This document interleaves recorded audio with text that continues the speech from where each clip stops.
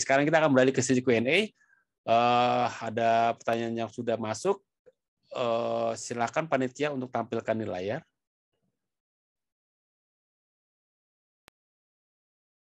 Pertanyaan pertama dari Mas Doni dari Wings. Untuk Pak Christian, apakah jadi on-premise tetap harus dipertahankan? Dan pertanyaannya kedua, di industri manufaktur dan distribution seperti tempat saya, banyak brand yang tersebar di Indonesia, lebih baik full cloud atau hybrid, atau apa yang lebih optimal jika menggunakan on-premise? Untuk Mas Christian, bisa jawab pertanyaan dari Mas Doni. Mas, pertama, tadi pertanyaan on-premise, terus yang kedua, kalau banyak tersebar gitu seperti di Wings, enaknya itu full cloud atau hybrid, Mas? Silakan Mas Christian. Oke, terima kasih Pak Wisnu. Selamat siang Pak Doni. Jadi kalau untuk pertanyaannya tadi kan ya mengenai apakah harus tetap dipertahankan gitu ya. Sebenarnya saya nggak mau bilang harus sih Pak, karena itu balik lagi ke decision dari company masing-masing gitu ya, melihat yang lebih baik itu yang mana. Ada nggak yang go full cloud? Ada gitu. Karena memang kebutuhannya mungkin kurang cocok kalau untuk di running di on-premise. Jadi memang itu sebenarnya sebagai pilihan Pak gitu ya. Tapi yang saya mention tadi adalah lebih ke arah market trend-nya itu bergerak ke arah di mana on-premise itu tetap dipertahankan sebagai suatu infrastruktur of choice untuk beberapa workload yang memang cocok. Contohnya seperti misalnya database, beberapa aplikasi yang stateful ya, salah satunya adalah database.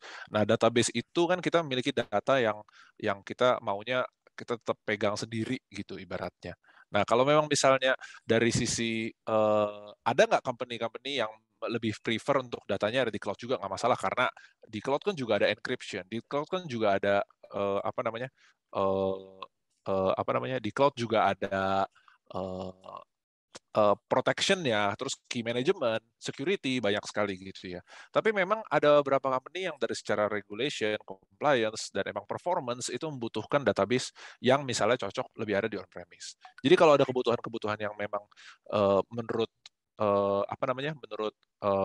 dari sisi company tersebut memang dibutuhkan kayak performance yang ingin bisa dikontrol, yang ingin bisa dedicated, karena di cloud kan kita sharing resource gitu ya, dan kita nggak bisa kontrol ketersendiriannya dia, kededicatednya dia gitu. Apa saya bahasanya bikin sendiri jadinya. Ya, tapi intinya bagus. Ketersendirian. Ya jadi kita mengisolasi workload itu. Isolasi apakah selalu buruk? Enggak juga gitu. Dan kalau misalnya yang saya sampaikan tadi, kesimpulannya sih sebenarnya berdasarkan survei, memang yang paling baik memang adalah hybrid cloud itu sendiri. Kalau memang kebutuhannya cocok dengan perusahaan yang tempati Kalau sekarang. banyak brand seperti Wings tadi, Mas, apakah emang langsung semuanya ke arah cloud, ke satu sumber cloud, atau emang sendiri-sendiri punya gimana? Dikonsolidasi di sebuah tempat, atau public atau private, atau emang tersebar di berbagai brand tersebut? Ada saran nggak, Mas? Iya, kalau rekomendasi dari kami sih gitu, dari saya gitu pribadi, secara berdasarkan pengalaman saya sendiri, itu memang seperti yang tadi saya mention tadi, bahwa cloud itu adalah suatu journey, dan kita harus bisa menelaah dulu yang mana workload yang kita cocok untuk running di cloud. Karena memang arahnya seperti yang tadi Bu Sinta mention ya, bahwa arahnya memang misalnya mungkin BRI saat ini belum cloud first, tapi kalau misalnya company misalnya Wings itu sudah cloud first gitu ya, secara mindset, berarti kan pemikirannya untuk build aplikasi yang baru yang memang sudah bisa langsung di cloud akan ditaruh di cloud. Tapi bagaimana dengan aplikasi yang sudah ada saat ini?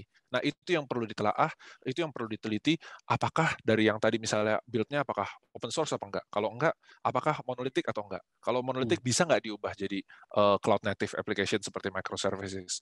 Atau mau pindahnya as is dulu dari jadi instead of replatforming cuma rehosting aja gitu kan, cuma dipindahkan aja ke atas cloud itu. Apakah seperti itu bisa juga? Bisa juga. Jadi memang tergantung strategi masing-masing, dan ya rekomendasi dari kami sih ya itu, dilihat dulu aplikasi mana yang cocok dan tidak berdasarkan faktor-faktor tadi, performance, kemudian scalability-nya apakah akan sangat fleksibel, butuh yang fleksibel atau yang cukup rigid juga tidak masalah gitu ya. Karena kalau dari sisi cost lebih cocok yang mana? Kalau dari pengalaman saya sendiri, cloud itu cocok untuk yang unpredictable workload. Tapi kalau yang sudah kita tahu berapa banyak, cloud itu nanti akan jadi yang berkepanjangan, misalnya yang hanya scale up terus, itu biasanya cost-nya juga akan tinggi. Jadi memang banyak faktor sih Mas, kalau misalnya yang saya bisa sampaikan di sini. Mungkin pertanyaan yang sama tadi, mungkin saya juga jawab Mbak Sinta untuk Mbak. Kalau banyak brands itu Mbak, kalau BRI kan juga banyak brands tuh. Strategi infrastruktur gimana Mbak? Tiap brands punya hardware sendiri atau semua sekarang udah dikonsolidasikan ke server terpusatnya BRI? Iya, centralized Pak. Centralized ya? Iya, centralized, iya. Jadi semuanya disatukan di satu itu. Jadi tiap brands itu nggak punya apa server sendiri gitu nggak? Oh enggak. Karena kita juga kan kalau tadi saya sampaikan untuk distribution istilahnya outlet kami pun ya memang harus di revamp ya Pak ya. Karena nggak mungkin masih pakai model lama gitu dengan era digital seperti ini sudah tidak relevan gitu kan. Kayak teller ya yang makin lama ya nggak akan melayani transaksi keuangan di cabang sih. Kita arahkan ke self service. Tapi kalau bicara tentang consulting gitu ya, atau butuh advice terkait mengenai produk-produk keuangan ya itu ada kayak semacam istilahnya kayak advisor-nya lah gitu ya yang ada di tempat tersebut gitu. Jadi konsepnya udah ke arah universal banking sih. Kalau yang untuk program transformasinya di cabang-cabang gitu ya. Gitu. Oke, berarti kalaupun di daerah sendiri itu ke depan akan banyak berkurang tuh ya kantor cabang maupun layanan perbankan tradisional itu udah mulai akan dikurangin, akan lebih mengarah ke arah sana, ke consulting. Terutama yang di perkotaan ya Pak Wisnu ya. Kita juga kan walaupun udah era digitalisasi tapi ya kita nggak yang serta-merta semuanya berubah gitu dengan sentuhan digital karena nggak akan working kalau bicara tentang para nasabah yang ada di rural area ya. Mereka tuh masih convenient untuk datang ke outlet untuk dilayani, disapa dengan ramah gitu ya. Karena mereka tuh aspek kekeluargaannya tuh sangat tinggi. This is not about banking transaction anymore, tapi udah kayak semacam menjalin komunitas di sana gitu. Jadi memang nggak bisa serta-merta berubah semua sih gitu. Harus lihat dari kondisi segmen nasabahnya juga gitu. Oke, terima kasih Mbak Sinta atas pertanyaannya. Semoga pertanyaan terakhir bisa jawab pertanyaan dari Wings tadi. Oke, sekarang pertanyaan kedua. Kita geser ke pertanyaan kedua. Silakan tampilkan pertanyaan di layar, panitia. Oke, Erlina dari IP Indonesia. Saat ini kan sedang tren bank digital secara OPEX sangat efisien karena melibatkan hampir 1% infrastruktur dan servis digital. Namun untuk segmen tertentu faktor personalitas, ini boleh saya disebut nih. Berarti memang saat ini mungkin pertanyaannya adalah gimana tuh menyeimbangkan antara yang sekarang digital banget gitu, orang perkotaan mungkin udah terbiasa dengan digital dengan yang rural yang di daerah yang mungkin masih membutuhkan personalitas tadi. Menyeimbangkannya gitu seperti apa tuh Mbak? Tadi kan ada slide yang saya sampaikan terkait mengenai hybrid model ya, hybrid banking ya. Di mana ada digital, ada physicalnya. Jadi biasanya orang sebut digital ya, physical digital gitu. Nah kalau bicara tentang contohnya aja yang Brilling Agent tuh, mereka tuh bawa apps loh gitu. Mereka bawa apps, tapi menyentuh ke nasabahnya. Karena bisa dikatakan literasi digital untuk para masyarakat di rural itu kan ya nggak sebagus yang di kota udah pasti gitu. Tapi disentuh secara personal tapi ya dibekali dengan tools digital gitu ya. Jadi itulah kenapa kami sebutnya sebagai hybrid ya strateginya gitu. Dan itu working, Mbak. Working maksudnya. Oh iya. Oke. Jadi peningkatan fisiknya ada tapi di belakangnya tuh di belakang agent tadi ada produk digital yang mendukung dan itu working tuh Mbak ya untuk Iya, portfolio kami sangat besar di situ Pak, sangat dominan Pak. Gitu. Jadi memang kami sangat strong presence-nya secara fisikal memang seperti itu. Ya kami istilahnya kita leverage gitu dengan tools-tools digital. Jadi sehingga kita bisa optimal gitu melayani contohnya unbankable ya, kemudian yang yang memang nasabah yang nggak pernah pakai layanan keuangan formal sehingga mereka kalau pinjam uang tuh ya nggak usah ke rentenir tapi ke bank aja gitu. Gitu sih Pak. Oke, mungkin sekalian tadi ada nyebut-nyebut bank digital. Kalau Raya tadi berarti posisinya emang lebih ke gesit kemana-mana gitu ya, sedangkan Bank BRI lebih ke hybrid tadi gitu. Iya, kalau bicara tentang Bank Raya, memang posisinya dia itu sebagai digital bank untuk BRI Group ya Pak ya. Jadi sesuai aspirasinya dia menjadi the best digital bank ya untuk agri dan beyond ya. Karena dulu namanya kan Bank Agro ya gitu. By becoming House of Fintech dan Home for Gig Economy. Jadi House of Fintech ini apa? Mereka juga menjalin ekosistem dengan fintech ya, dan kemudian Home for Gig Economy. Karena memang segmentasi nasabah yang diincar oleh Bank Raya ini adalah para kaum freelancer ya, atau yang suka bikin-bikin konten, yang salary-nya juga nggak fix gitu ya. Jadi memang yang menjadi target adalah nasabah-nasabah seperti itu gitu. Oke, berarti memang segmentasinya agak dibedakan gitu ya, walaupun Iya. BRI juga ke digital banking, tapi memang beda segmennya dengan yang Raya yang dipegang Pak Kaspar sekarang ya. Oke, terima kasih Mbak Sinta. Oke, pertanyaan berikutnya, pertanyaan ketiga.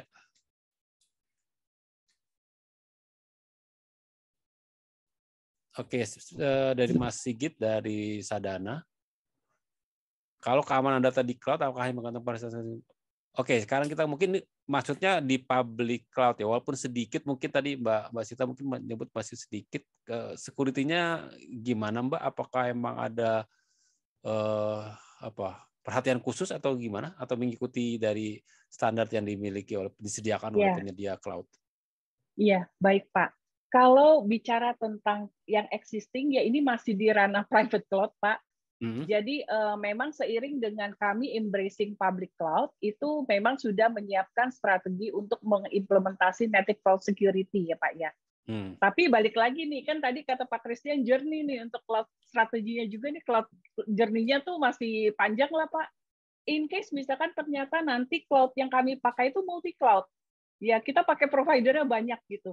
Of course yang native cloud security itu sendiri mungkin nggak akan cukup ya Pak Christian ya. Mungkin kita harus cari supaya karena workload-nya pindah-pindah itu ya across cloud environment ya itu caranya gimana gitu. Tapi memang stage-nya kami tahun depan tuh baru menggunakan satu cloud provider untuk satu workload gitu ya, sehingga rasanya untuk implement native cloud security aja sudah memadai gitu Pak. Itu analisanya kami sih ya. Tolong dikoreksi bagi yang memang pakar-pakar teknis di sini. Oke, Mas Christian bisa jawab. Saya nggak tahu apakah Mas Christian bisa jawab tuh. Kalau misalnya memang data ada di cloud, apakah memang harus ada perhatian khusus dari soal data security atau emang mengikuti best practice-nya dari penyedia cloud tersebut, Mas? Yang pasti yang bisa kita kontrol itu akan kita securekan gitu ya, Mas Risti, pasti konsepnya gitu kan ya. Nah, kalau misalnya kita put data di cloud itu udah pasti kita mempercayakan sesuatu yang kita miliki ke provider gitu. Ibaratnya kayak ya semacam inilah kayak mungkin kayak kita punya uang gitu, kita punya harta, kita tabung gitu kan ya. Nah, itu kan kita mempercayakan banknya gitu misalnya ya untuk menyimpan uang kita gitu kan ya. Nah, security di banknya seperti apa gitu kan. Pastinya kita tahu bahwa bank punya security yang bagus gitu. Public cloud juga seperti itu. Public cloud juga memiliki bahwa kalau misalnya kita menyimpan data kita, karena kan sekarang dibilang ya currency data itu adalah currency yang baru gitu kan. Data adalah gold mine. Jadi itu kayak harta juga gitu ya, aset lah. Nah, aset kita taruh ada di public cloud gitu. Apakah itu suatu hal yang buruk gitu? Oh, tentunya tidak. Pasti punya keamanannya sendiri gitu. Tapi memang beda gitu ya, agak beda analogi ini karena bank itu aksesnya private. Sementara kalau public cloud itu terekspos dari internet gitu. Jadi ada concern tambahan juga gitu. Meskipun sudah ada enkripsi, internal network, VPN dan lain sebagainya gitu ya. Itu banyak sekali yang bisa yang perlu dikonsider mengenai data security tersebut.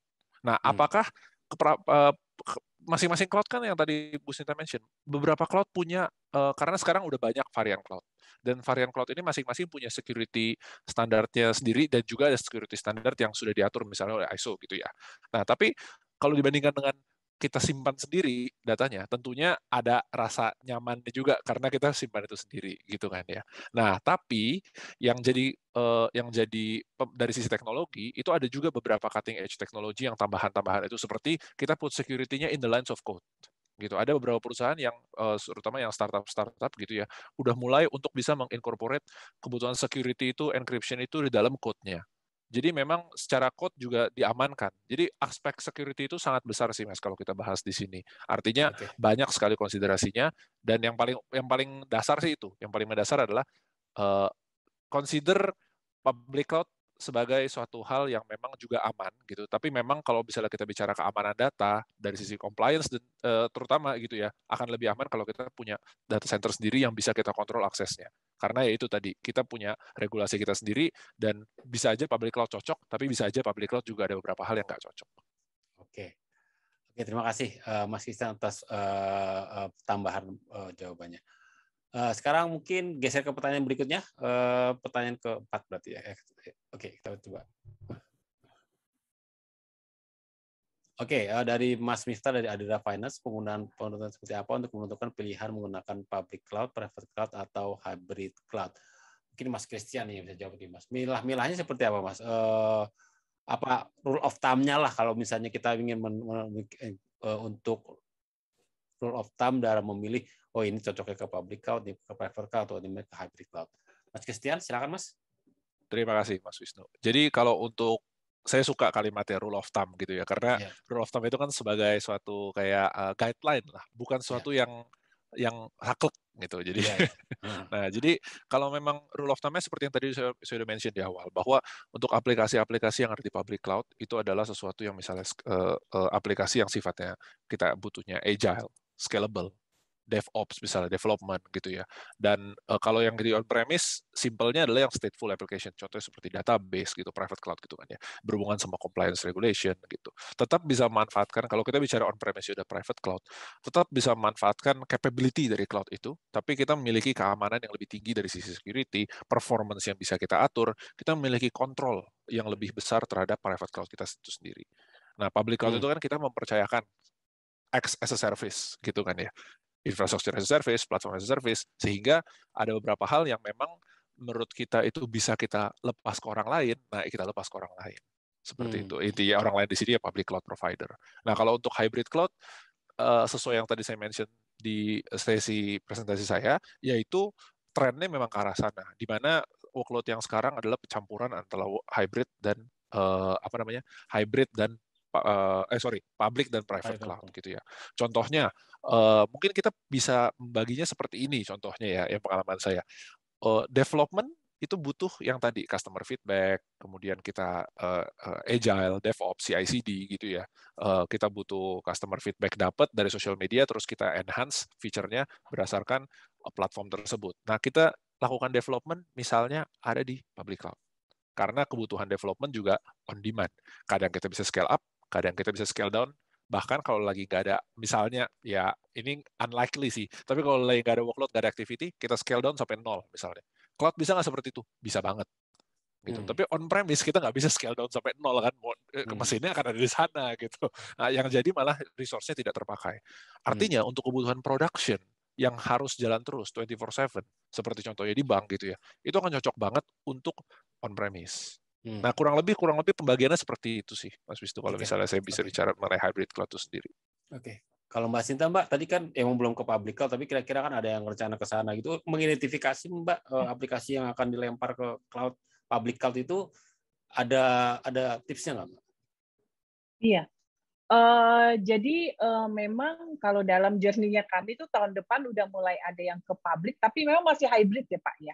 Ya. Jadi memang aplikasi-aplikasi yang mengarah ke ekosistem atau yang ke kayak digital lending gitu ya. Kalau terkait mengenai kenyamanan mungkin ya Pak ya bicaranya ya. Ini mau benar-benar ke public cloud atau enggak gitu ya. Kalau menurut kami sih artinya kan kami juga harus antisipasi juga ya. Jadi inovasi itu harus diseimbangkan dengan antisipasi risk ya juga ya. Kita juga harus jaga juga dari sisi security-nya gitu ya. Jadi memang ini dua inisiatif itu jadi seiring sejalan sih Pak gitu. Kalau yang kami terapkan seperti itu gitu. Oke, terima kasih Mbak Sinta. Oke, mungkin pertanyaan terakhir kali ya karena waktu sudah mendekati makan siang. Pertanyaan kelima silakan ditampilkan. Frederick dari Asian Comnet Multimedia, fitur AI dan dari IBM itu ya memang tadi walaupun dari prosesnya apakah possible untuk bisa disusupi malware sehingga mengeksekusi action yang destruktif dan vulnerable terhadap data user sendiri. Wah, ini pertanyaan cuma buat Mas Christian nih.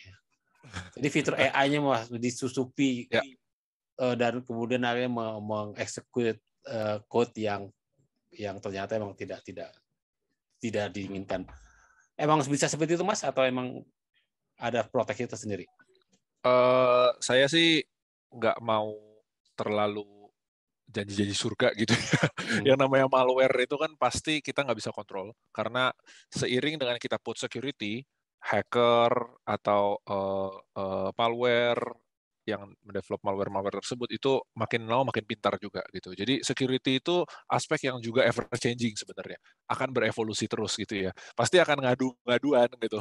Sekarang virusnya atau malware-nya udah kalah, nanti dia akan cari lagi yang baru-baru lagi. Contoh sekarang kayak bukan kalau dulu kan malware aksesnya aja gitu ya, misalnya ransomware gitu misalnya, aksesnya aja yang dicopot, tapi sekarang datanya juga yang diambil gitu kan, bisa juga seperti itu. Nggak aksesnya doang yang diblok, tapi datanya juga diambil, kemudian datanya bisa jadi diperjualbelikan, dibocorin di mana gitu kan ya. Ada yang seperti itu juga. Nah kalau kita bicara malware juga sama, dia akan berevolusi terus. Nah terkait dengan IBM Power 10 sendiri yang MMA, unfortunately saya belum bisa jawab secara pengalaman seperti apa, karena ini barang yang baru gitu ya. Satu itu, tapi kalau kita bicara encryption, kita bicara protection, itu sudah ada di on-chip-nya. Prosesor power kita selalu ada on-chip encryption, on-chip protection dari data yang moving between the components of the system. Jadi antara prosesor dan memori itu selalu ada encryption di dalamnya. Artinya kalau ada malware kalau kita bicara malware mungkin bukan bicara data gitu ya, tapi mungkin bicara operationalnya gimana. Nah, operationalnya balik lagi ke code yang digunakan gitu kan ya biasanya. Nah, saya belum bisa jawab lebih banyak daripada itu karena ya itu masih feature baru sih unfortunately. Tapi security itu merupakan suatu hal yang sangat penting buat IBM karena dari report pun kami memiliki vulnerability yang paling kecil dibandingkan mesin-mesin yang ada di luar sana. Karena power itu kan one of a kind gitu ya. Memang secara terkenal juga secara harga juga one of a kind gitu. Jadi memang biasanya ditujukan untuk aplikasi yang mission critical. Nah, kalau aplikasi yang mission critical berarti security juga harus critical. Security juga harus bisa kita mensupport hal yang critical tersebut. Artinya itu memang salah satu fokus kita sih dalam mendevelop power sebagai IBM. Oke.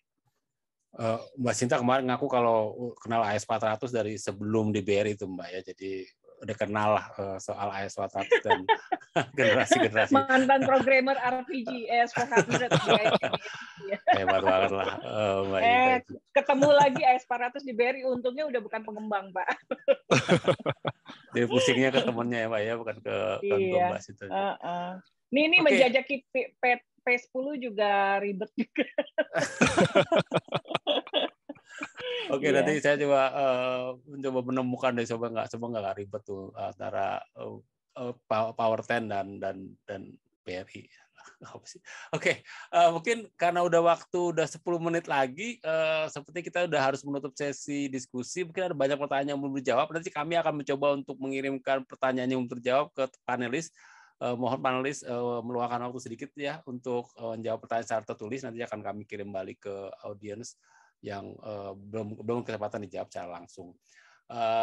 Untuk menutup webinar ini, mungkin saya ingin mempersilahkan panelis untuk memberikan closing statement sih tentang apa sih yang bisa disarankan gitu dalam menatap masa depan atau tahun depan gitu ya.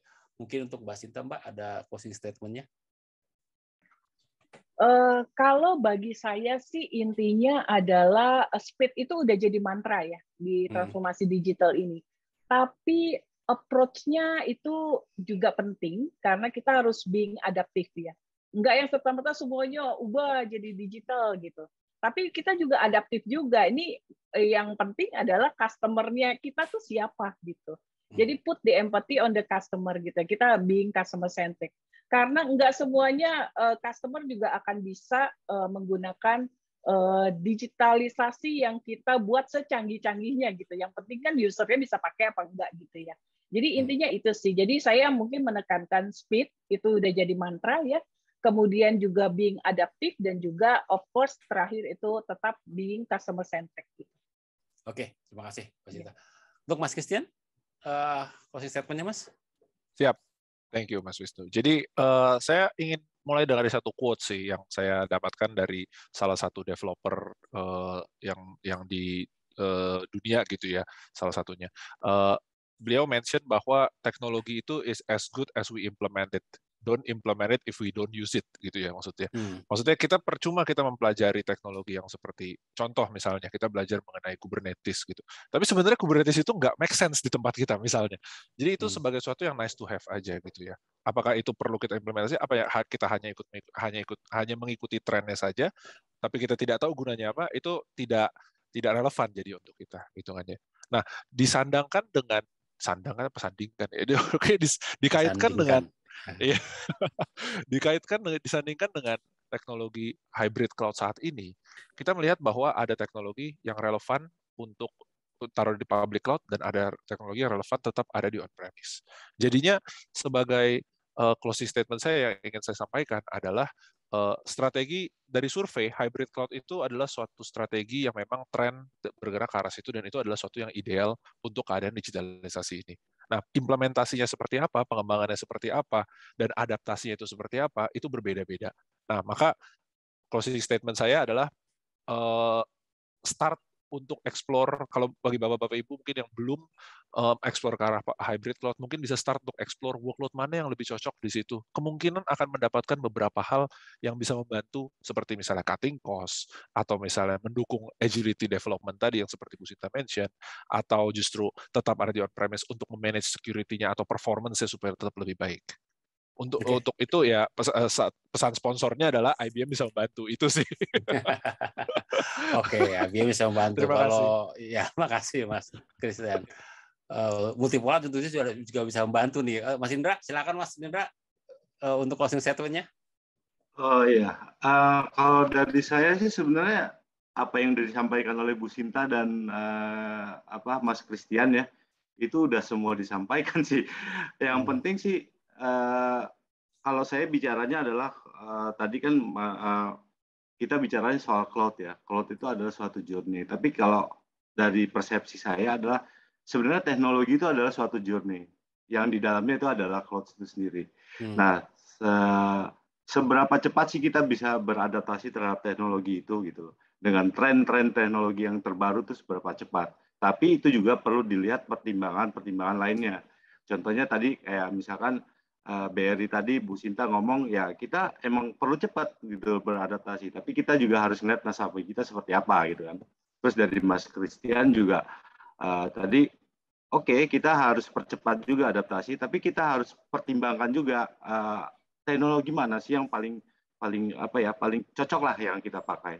Seperti itu sih Mas. Jadi sebelum kita sampai ke percepatan adaptasinya seperti apa, tapi kita juga harus ada pertimbangan-pertimbangan yang harus kita lihat supaya teknologi yang kita gunakan itu pas gitu loh dengan bisnis yang kita jalanin gitu sih. Mas. Itu sih Mas. Jadi dari saya. Jadi nggak under committed, nggak over committed juga ya terkait teknologi ini ya. Iya. Oke. Dan gimana carinya ngepas itu berarti ya silakan tanya ke multipolar tuh karena udah punya pengalaman panjang gitu ya. Iya, multipolar dan IBM, terus teknologi bankingnya mungkin tanya ke Mbak Sinta BRI. Oke, siap. Oke, siap. Terima kasih. Terima kasih Mbak Sinta, Mas Christian, Mas Lindra atas sharingnya. Semoga bermanfaat sih bagi kita dan menarik sih kita bisa membahas seperti ini. Kira-kira kita bisa menggambarkan apa yang ke depan gitu ya. Saya juga ingin memberikan kesimpulan dengan menjawab 3 pertanyaan tadi saya ajukan di awal. Tadi apa sih tren produk atau solusi ditanyakan terjadi tahun depan? Kalau di sektor perbankan kita mendengar tadi dari Mbak Sinta kayak solusi perbankan yang on demand dan integrated dan juga solusi yang beyond banking gitu ya, itu yang akan mewarnai perjalanan industri finansial atau industri perbankan di ke depan. Sementara kalau di sektor pemerintahan tadi dari presentasi Pak Semi mungkin kita akan melihat bagaimana pemerintah akan mencoba untuk mendorong transformasi digital dengan memperkuat aplikasinya melalui SPBE, sistem pemerintah berbasis elektronik, maupun di hardware-nya, infrastrukturnya melalui pusat data nasional. Jadi kira-kira itu akan menjadi warna dari tahun depan di sektor perbankan maupun di sektor pemerintahan. Di poin kedua sebenarnya pertanyaan tadi, bagaimana kebutuhan infrastruktur digital yang muncul dari semua rencana tersebut.